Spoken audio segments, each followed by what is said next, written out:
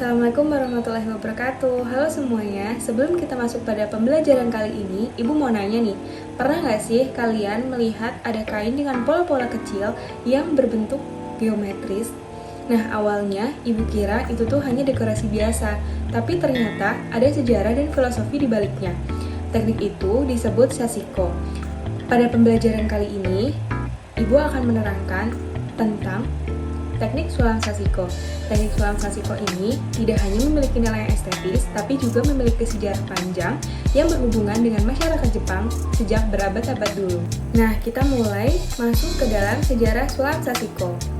Sulam sashiko ini apa sih? Sulam sashiko ini adalah sulam tradisional Jepang yang sangat terkenal dengan arti tusukan kecil. Awalnya digunakan oleh masyarakat Jepang pada zaman Edo tahun 1603 sampai 1868. Nah, sedikit Ibu bercerita, pada zaman Edo tahun 1603 sampai 1868 di Jepang sedang mengalami cuaca dingin. Jadi, pertumbuhan kapas sangat menurun sehingga masyarakat Jepang kesulitan untuk mendapatkan tumbuhan kapas untuk menghangatkan pakaian mereka. Sehingga para petani dan nelayan kesusahan untuk mendapatkan kain dari tumbuhan kapas tersebut. Karena itu, masyarakat Jepang mulai belajar teknik menyulam dengan menggunakan potongan-potongan kecil atau bisa disebut dengan patchwork, lalu menyulam pada pakaian-pakaian mereka yang akan mereka gunakan untuk menghangatkan tubuh. Maka dari itu, teknik sulam ini dulu dikembangkan hanya untuk memperbaiki pakaian robek atau membantu memperkuat masa pakaian mereka. Setelah kita tahu sejarah sulam sashiko ini, kita masuk ke ciri khas sulam sashiko. Apa sih ciri khas sulam sashiko?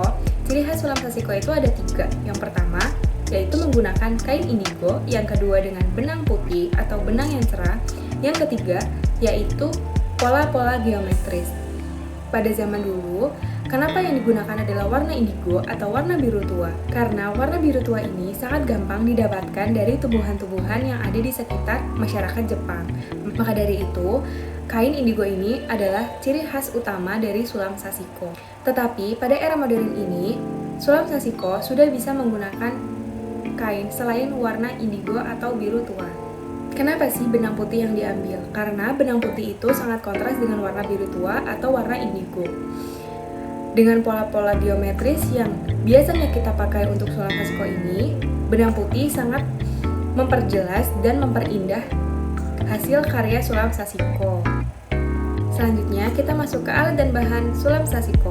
Alat bahan apa aja sih yang harus disiapin? Yang pertama ada jarum sulam, yang kedua ada pemindangan, yang ketiga ada pensil atau kapur untuk membuat pola geometris, yang ketiga ada gunting sulam atau gunting benang yang kecil, yang keempat ada penggaris. Nah, bahan-bahannya apa aja nih? Bahannya ada kain indigo atau kain jeans untuk kain berwarna biru tua. Yang kedua yaitu benang sulam sashiko. Lanjut kita masuk ke teknik dasar sulam sashiko.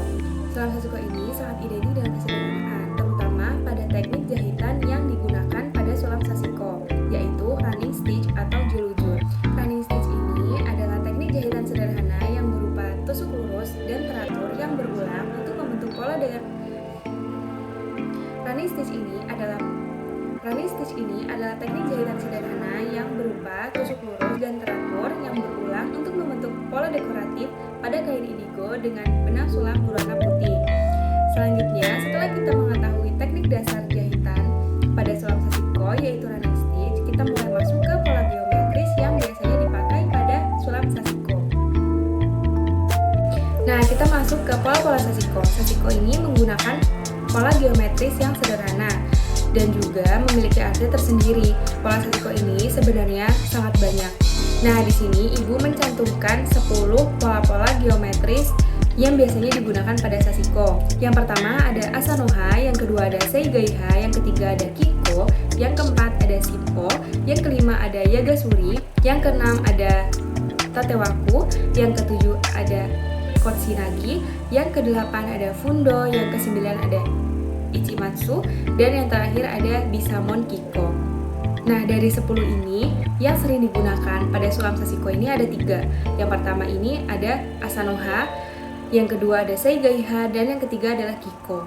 Asanoha atau daun rami yaitu pola bintang atau segi enam yang melambangkan kekuatan dan pertumbuhan. Yang kedua, Seigaiha atau gelombang laut yaitu pola berbentuk setengah lingkaran yang berulang yang mencerminkan keberuntungan dan ketenangan. Terakhir ada Kiko atau cangkang kura-kura dengan motif segi enam seperti cangkang kura-kura dengan simbol umur panjang dan perlindungan. Setelah kita tahu sejarahnya, ciri khas sulam sashiko, teknik dasar sulam sashiko, alat dan bahan yang harus disiapkan, dan pola-pola geometris, kita lanjut ke contoh penerapan sulam sashiko. Sebelumnya, pada zaman Jepang, sulam sashiko ini juga digunakan untuk hiasan kimono. Nah, pada era modern ini, sulam sashiko ini masih digunakan untuk menghias pakaian-pakaian seperti kimono modern dan fashion-fashion kontemporer. Nah, selain untuk fashion juga, sulam sashiko ini bisa untuk hiasan dinding, ada untuk taplak meja dan sarung bantal. Jadi itu adalah penerapan dari sulam-sulam sashiko. Selanjutnya kita akan melihat praktek sulam sashiko yang ibu buat untuk pembelajaran kali ini.